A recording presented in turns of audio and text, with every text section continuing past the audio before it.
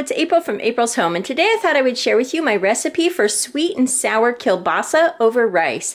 This is a really easy recipe, and we all really enjoy it. You can use quite a few different proteins. I said kielbasa. Normally I'd be using a beef kielbasa, but today I'm using a turkey smoked sausage, so you can use beef or turkey, smoked sausage, or kielbasa.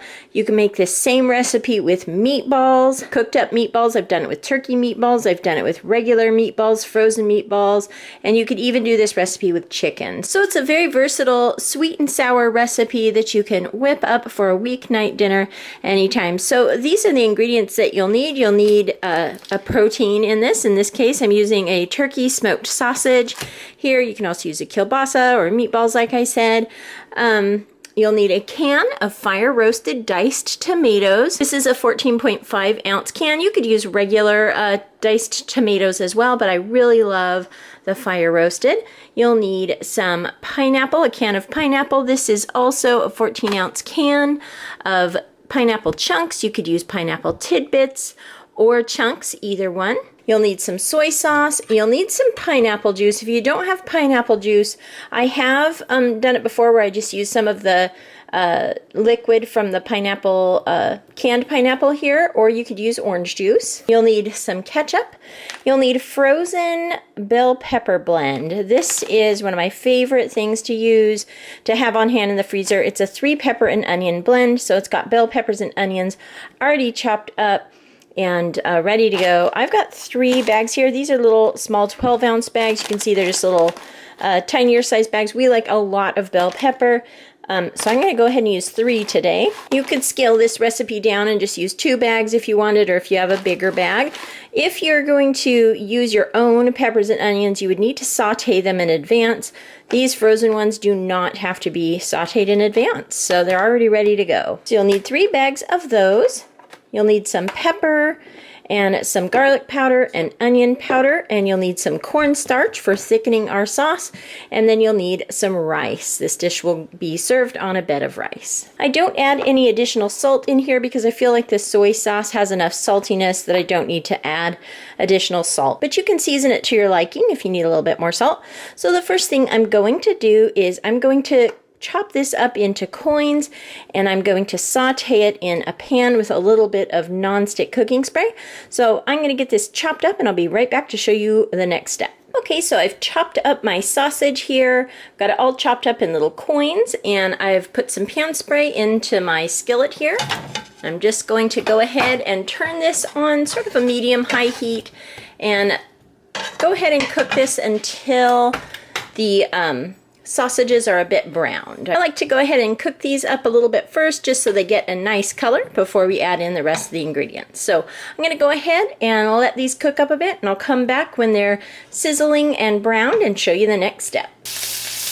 And also, while my sausage is browning over here, I'm going to keep an eye on that. I'm going to go ahead and start my rice cooking. So I'm going to make 6 cups of white rice. So I'm going to put in 6 cups of water here. There we go, 6 cups of water. I'm going to go ahead and bring this to a boil. And then I'll add in 3 cups of rice. I like to get that going because this recipe is so quick. It's nice to have the rice going while we get everything sauteing over here in the pan. So our sausage is browning up nicely here, and I'm going to go ahead and add in my tomatoes now, my 14.5 ounce can of fire-roasted diced tomatoes. So we'll go ahead and pour those in and continue letting it saute and heat up. So we'll just stir that around. And next I'm going to add my drained pineapple chunks. So I'm going to go ahead and open the can here and drain it. Okay, so we'll add our pineapples there.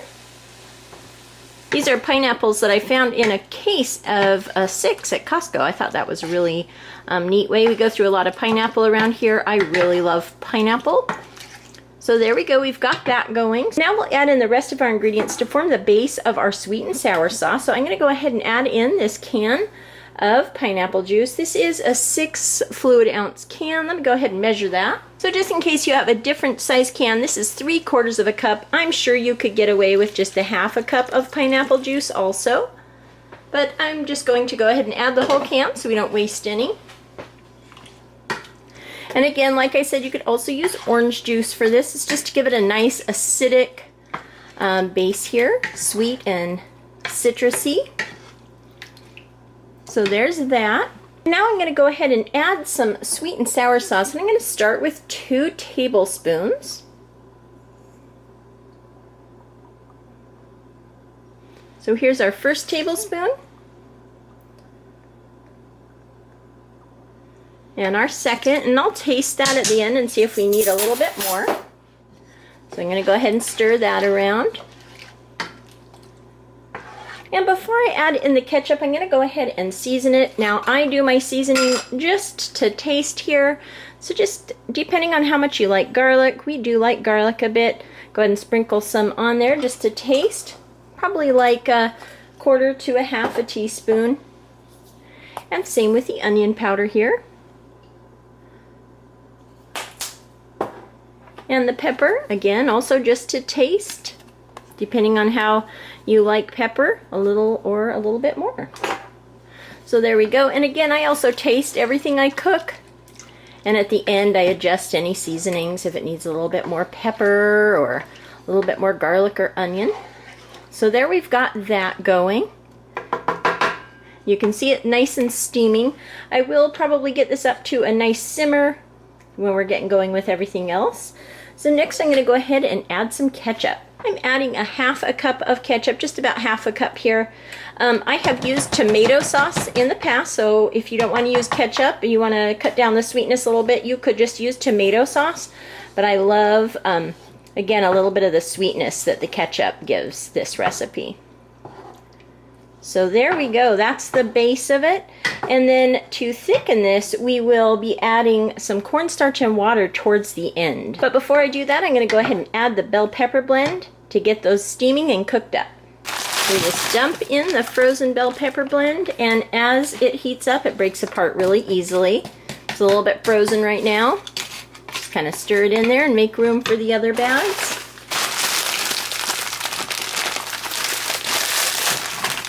There's our second bag. And I did not mention this, but you will need a skillet that has a lid. So again, we'll go ahead and add this. I have one more bag to end. Again, you can adjust this how you like, if you like more or less. It's a very easy recipe, kind of customized. This is just the way we make it. And again, I just love these 3 pepper and onion blend frozen bags here. They just make cooking so easy. I use these in so many different recipes. I use them in our Italian sausages, for sausage and peppers over rice or on a sandwich, and for all my sweet and sour recipes. It's just such a handy thing to have in the freezer. I always love to have a bunch on hand. So I'm going to go ahead now and let this cook up a bit and simmer away and kind of break these up a little bit. I'm going to go ahead and put a lid on this and just bring it to a low simmer while the peppers get thawed out and cooked up a little bit and all of the flavors have a chance to blend. And then I'll come back and thicken up our sauce with the cornstarch. But before that, I forgot one more ingredient. That is a little bit of brown sugar. Just adding in a loose 1/4 cup here of brown sugar, just to balance out the tanginess of the pineapple and the ketchup and all of that. I nearly forgot that. I would have caught that on the taste, of course, but glad I remembered. We'll definitely need some brown sugar as well. So we're just going to stir that in, and I'll come back as this breaks up and stir it in a little bit more as well. So I'm going to let that cook up, and I'll be back to show you how it progresses. And also our water for our rice is just about ready to add in our rice here, so I'll go ahead and do that now. So we're adding in 3 cups of rice to our 6 cups of boiling water. And then I like to give it a little bit of a stir. Then I make sure to bring it back up to a pretty solid simmer. And then I turn the heat down to simmer and set the timer for 20 minutes.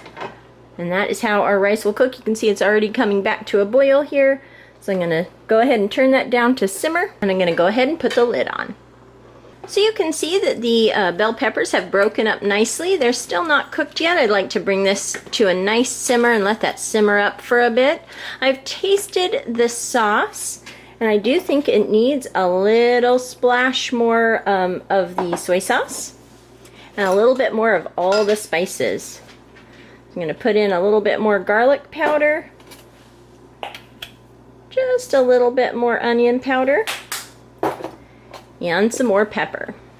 Again, tasting is really important so that you can get it unique to the way that you prefer it. I don't like things overly spicy, but I definitely like to be able to taste the flavors.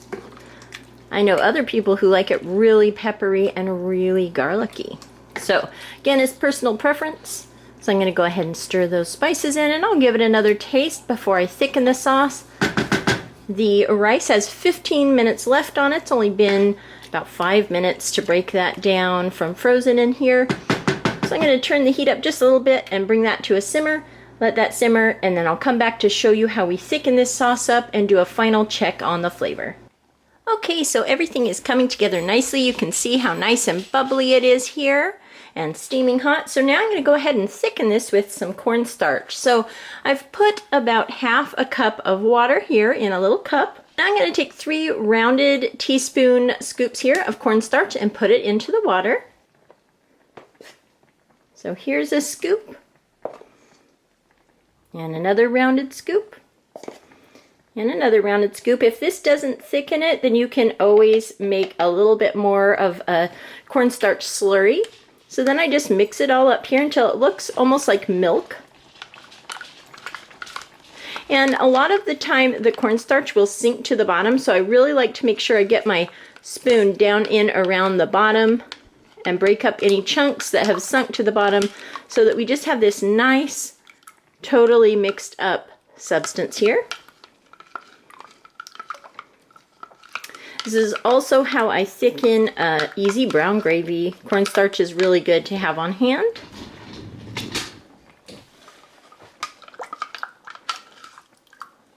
So now I'm just going to add this to the recipe here and stir it around. And you'll see it thicken up really quickly. If it doesn't thicken up too quickly, just let it boil a bit longer, simmer a bit longer, and the sauce will thicken as it cooks. But you can see it's already thickening up here as we've just poured it in, because it was already pretty hot and bubbly.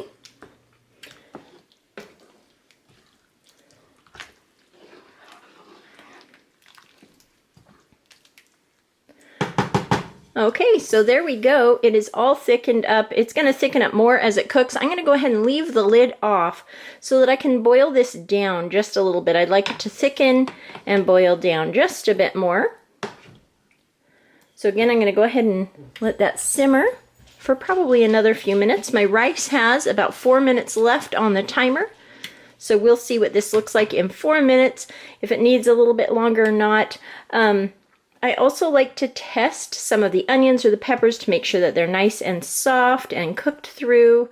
The peppers usually cook pretty fast. The onions sometimes need just a couple minutes longer. We'll keep stirring this. Then I'll come back to one final taste test. Another thing that I thought you might like to add to this, something that I'll have out for my husband just in case he wants it a little bit spicy. A few little drops of Tabasco can turn this into sweet and sour with a little bit of spice. That can be really nice for this recipe too. I don't think I'll add it into the recipe tonight, but I'll definitely serve that on the side if he wants to punch it up a little bit. So I'll be back in a few minutes when this sauce is thickened and cooked down a little bit more. We'll give it one final taste test, and then I'll serve it up and show you what it looks like. So I've let this cook down for another couple minutes. Now I'm going to give the sauce a little bit of a taste here. And I think just for good measure, I'm going to go ahead and just add in a little bit more soy sauce. One more little dash of garlic powder, that is. And I also think it needs just a touch more sugar. This is probably about a tablespoon, just a little bit more. I'm going to go ahead and stir that together, and I think that'll be just great. So I'm going to go ahead and let this simmer out for a little bit longer while the rice finishes up, and I'll come back to show you what it looks like all served up. So here's our sweet and sour kielbasa all served up on a nice bed of fluffy white rice. You can see it makes a nice big serving. There's plenty left in there. This is definitely going to be a lot of leftovers for my husband and I, and back when the kids were still here, this would have been a great meal for all of us. So it definitely is a great way to stretch one pack of sausage and serve a lot of veggies, as well as the pineapple and tomatoes in there. So that is what it looks like. That's my sweet and sour kielbasa. If you've seen my grocery hauls and monthly meal plans, you'll notice that this recipe is on the meal plan at least once a month, either as a sweet and sour kielbasa or smoked sausage, or sweet and sour meatballs. It is just a great easy weeknight meal, and it serves a bunch, and I've set out some Tabasco sauce here as well as some soy sauce just in case anybody wants a little extra for their rice, or if they want to add a little bit of hot sauce to this to give it a little bit of that spiciness. So I hope you enjoyed taking a look at my sweet and sour kielbasa recipe. If you like this video, give it a thumbs up, hit subscribe for more videos from April's Home. Thank you so much for watching, and I'll talk to you later. Goodbye.